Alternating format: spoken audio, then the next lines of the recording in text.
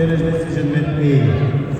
Attack by blue, 4 point from standing position by blue.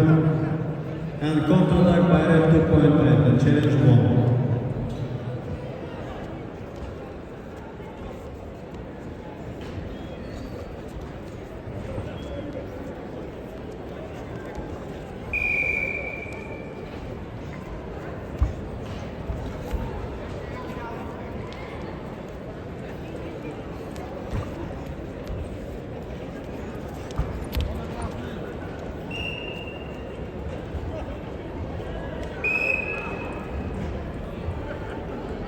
На ковре С борьбу ватовой восьмой финала ведут представители весовой категории до 70 килограммов в красном трико Саяна Жикзамаев, Бурятия, победитель всероссийского турнира в Хабаровске.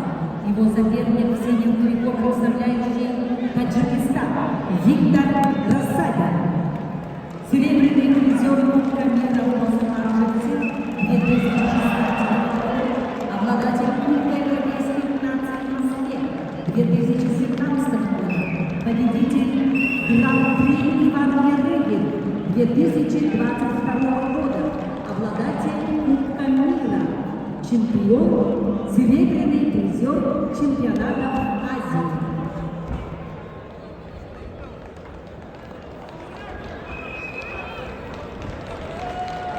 На ковре победу одержал Анатолий Иванов, Республика Саха-Якутия.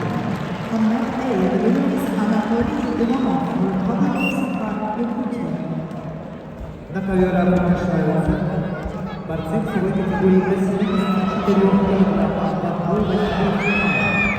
Тубжарбал Эрдебова, Монголия, Тюменбай Тангоков, Бурятия.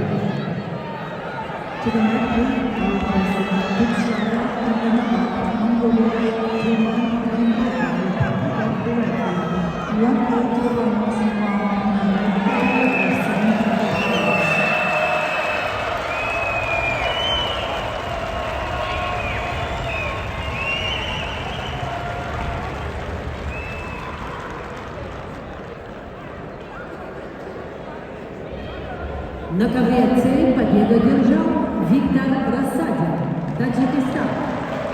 Let's see, winner B, Victor Rassadi, Tajikistan.